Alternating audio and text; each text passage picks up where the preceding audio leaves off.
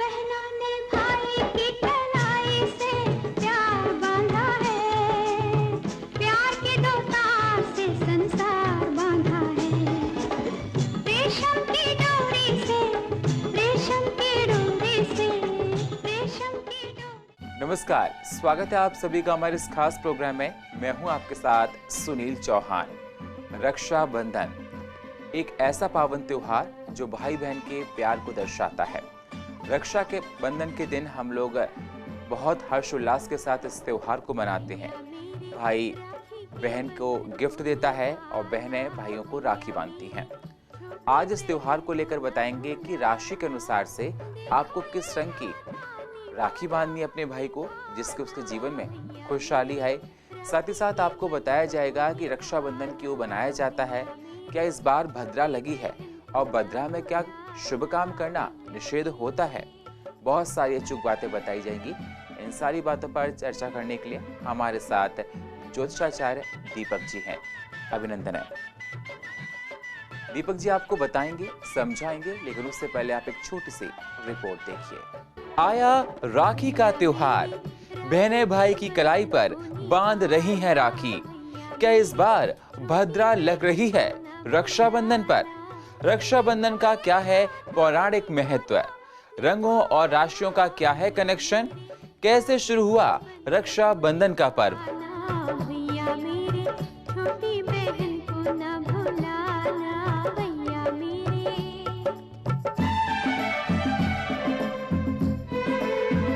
भाई और बहनों के प्रेम का त्योहार रक्षाबंधन इस साल 22 अगस्त के दिन रविवार को है। इस दिन का इंतजार हर बहन और भाई को होता है। इस दिन बहनें भाइयों की कलाई पर रक्षा या राखी बांधती हैं और उनके सुखद एवं दीर्घ जीवन की कामना करती हैं।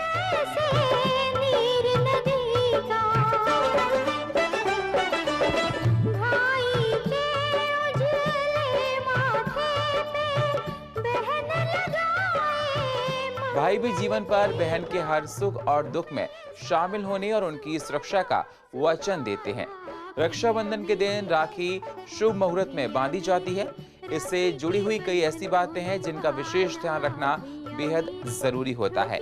आइए जानते हैं कि रक्षाबंधन के दिन किन बातों को ध्यान में रखना चाहिए। तो कैसे मनाएं रक्षाबंधन का त्योहार? कौन सी राशियों के लिए है शुभ और किस रंग की राखी बांधनी है राशि के अनुसार? अगर आपको जाननी है सारी बातें तो आप जानने के लिए बने रहिए हमारे साथ। प्रोग्रामिंग डेस्क से सुनील चौहान, CCN न्यूज, दिल्ली।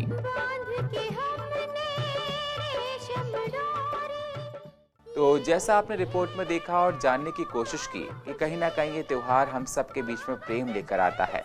आज इस त्योहार की रौनक हम सबके बीच में है। बाजारों में नाना प्रकार की राखियां हैं और बहन अपने भाइयों के लिए राखियां खरीदकर राखियां बांध रही हैं। ये त्योहार हम सब लोगों के बीच में प्यार लेकर आता है और भाई बहन के रिश्ते को और भी मजबूत करता है। पंडित जी, देखा जाए रक्षाबंधन का त्योहार हम सबके बीच में है। हम लोग साल भर इंतजार करते हैं इस त्योहार को लेकर और आज त्योहार हम सबके बीच में है। जो दर्शक आपको देखने, आप उनको ये बताइए कि रक्षाबंधन का त्योहार आखिर मनाया क्यों जाता है? सबसे पहले सभी को जय श्री कृष्णा और सभी को शुभ पावन रक्षाबंधन की हार्दिक शुभकामनाएं। सभी के घर में यह त्योहार सुख और मंगल और रिश्तों का ऐसा बंधन लेके आए, सभी का बंधन जो है अटूट इस रिश्ते में बन जाए और सभी को जो है शुभकामनाएं। जैसा कि अभी आपने कहा कि रक्षाबंधन ये त्योहार भारतवर्ष में हर वर्ष श्रावण की पूर्णिमा को मनाया जाता है और जैसा कि आप देख रहे हैं अब की बार यह त्यौहार 22 अगस्त रविवार को मनाया जा रहा है और बड़े ही हर्षोल्लास के साथ इसकी तैयारियां जो है चल रही हैं और मनाया जा रहा है। लेकिन अभी आपने कुछ समय देखा कि कोविड की जो समस्या चली हुई थी अब थोड़ा सा वो हल्की हो रही है, तो उसके कारण लोगों में इस त्यौहार को मनाने का उत्साह भी देखा जा रहा है और सभी बढ़ चढ़ कर जो है इस त्यौहार की जो है तैयारियों में लगे हुए हैं और मना रहे हैं।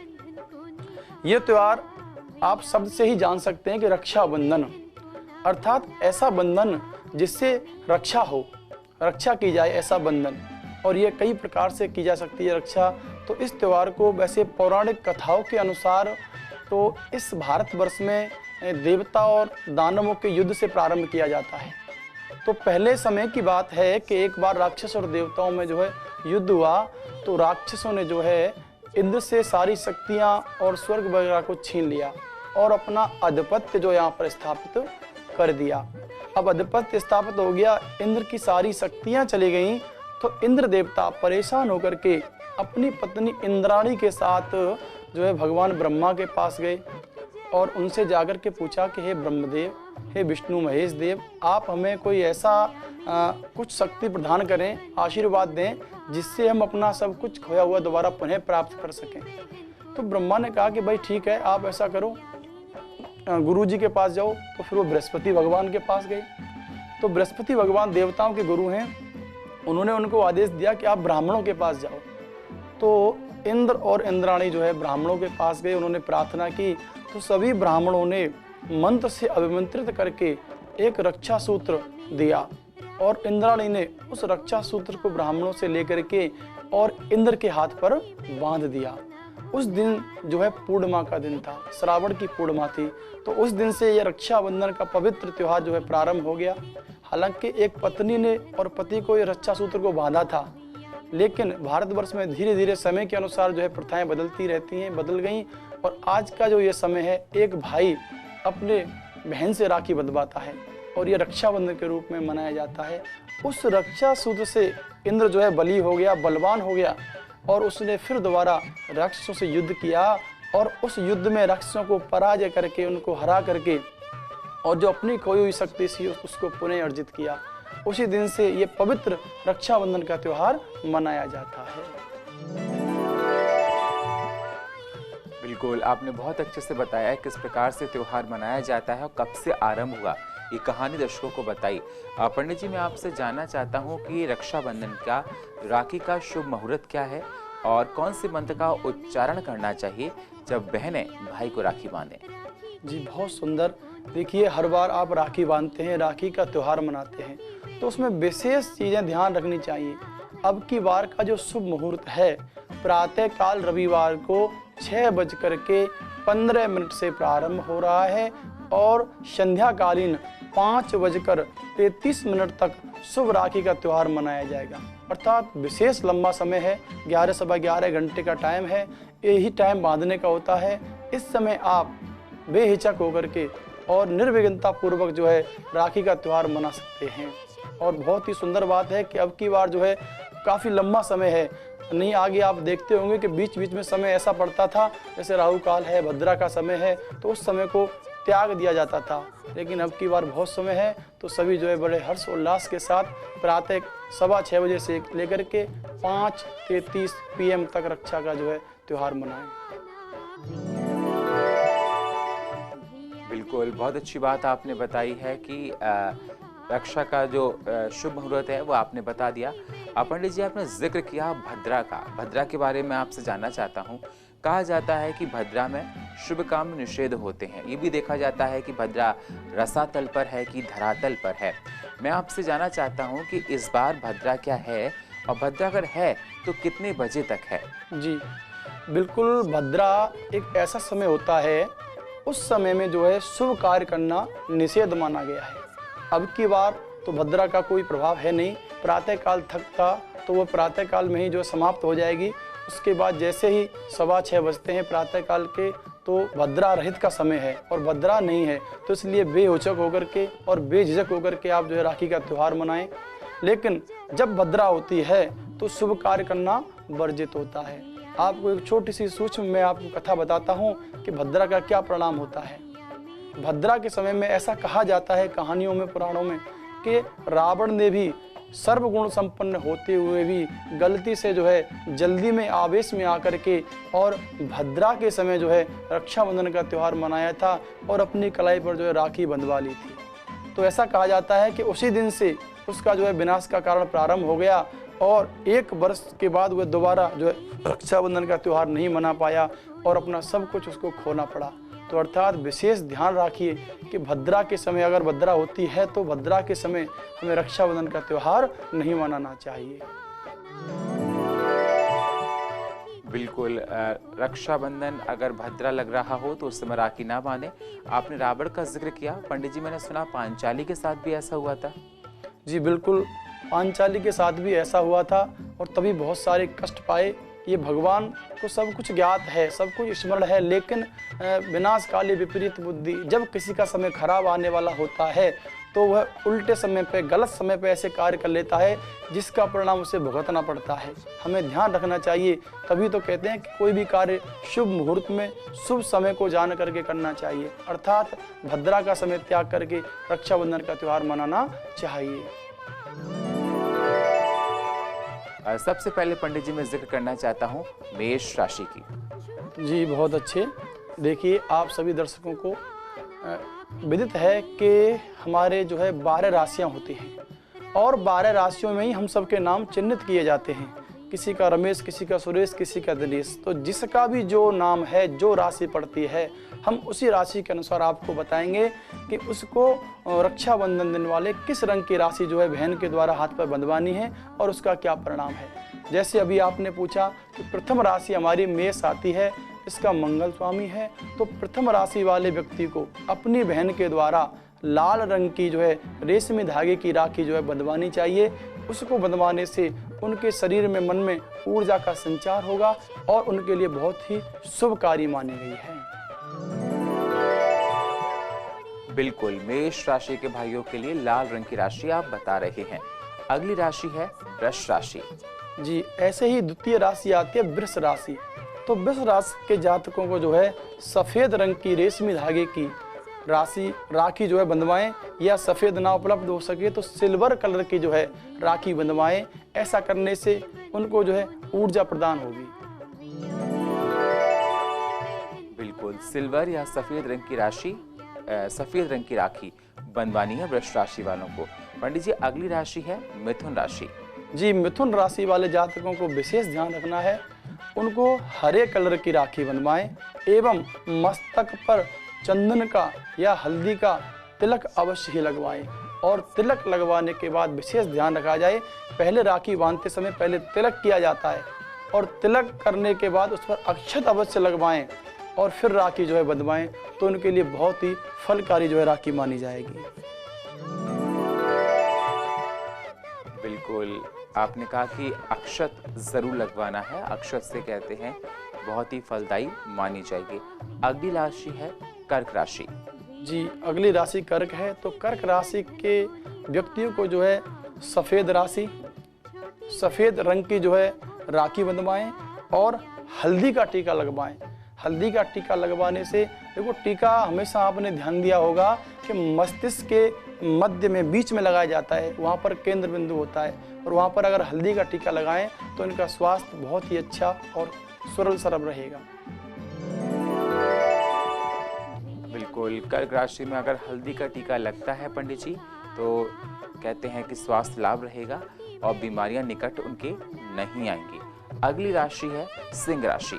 सिंह राशि वाले जातक अपने आप में स्ट्रांग होते हैं और बली माने जाते हैं, तो उनको जो है विशेष ध्यान रखा जाए। सिंह राशि वाले जाति को जो है सुंदर पीले रंग की राखी बांधी जाए और केसर का अगर टीका लगाया जाए तो उनके लिए रक्षाबंधन अति उत्तम माना जाएगा। बिल्कुल, केसर का टीका लगवाना उनके लिए बेहद जरूरी है। सिंह राशि के बाद पंडित जी अगली राशि आती है कन्या राशि। जी, कन्या राशि बहुत ही सुंदर, और इनको जो है कन्या राशि वालों को हरा या सफ़ेद राशि का धागा, सिल्क हो या रेशमी हो, अगर वो बांधते हैं और चंदन का या हल्दी का टीका लगाते हैं तो इनके लिए भी बहुत ही शुभ और फलकारी माना गया है। बिल्कुल, सफ़ेद या हरा रंग का अगर कहा जा रहा है कि राखी अगर इनके बांधी जाती है हरे रंग की, तो इनके लिए बहुत शुभकारी होती है। अगली राशि है पंडित जी तुला राशि। जी, तुला राशि वाले जातक ध्यान दें, उनको हल्का नीला या सफ़ेद ऐसे रंग की राखी बांधते हैं और मस्तक पर जो है कुमकुम का टीका लगाते हैं और कुमकुम का टीका के ऊपर अक्षत लगाते हैं। अक्षत का इसमें बहुत विशेष महत्व बताया गया है। अक्षत को आपने ध्यान दिया होगा कि अन्नपूर्णे सदा पूर्णे शंकर प्राण वल्लभे, अर्थात अक्षत का जो अन्न होता है वो सभी अन्नों में श्रेष्ठ माना गया है और भगवान को अति प्रिय है।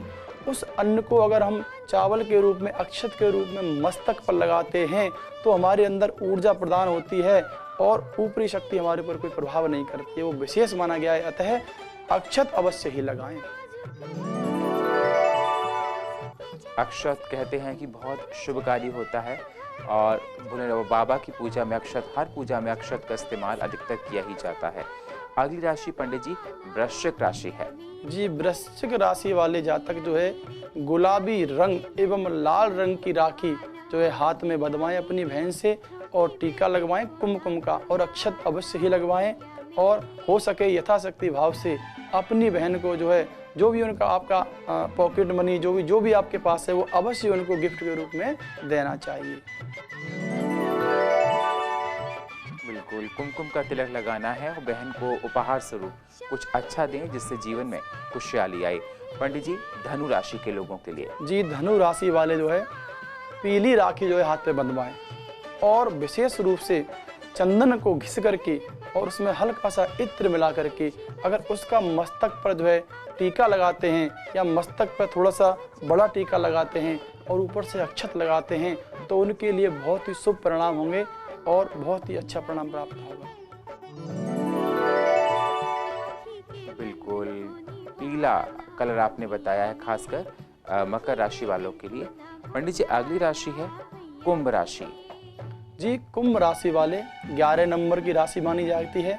इसमें जो है शनि स्वामी माने गए हैं और रक्षाबंधन के दिन इनको जो है ब्लू कलर का धागा या राखी जो है अपने हाथ पर बहन के द्वारा बंधवानी चाहिए और केसर का टीका लगाएं। ऐसा करते हैं तो रक्षाबंधन पर इनको विशेष कोई न कोई शुभ संकेत मिलने के आसार अवश्य ही बनेंगे। बिल्कुल, कुंभ राशि के लोगों को नीले रंग की राखी बंधवानी है और केसर का तिलक लगाना है। तो अगर ऐसा किया जाता है तो शुभ संकेत आप बता रहे हमको मिल सकते हैं। अगली राशि और सबसे अच्छी राशि मानी जाती है मीन राशि।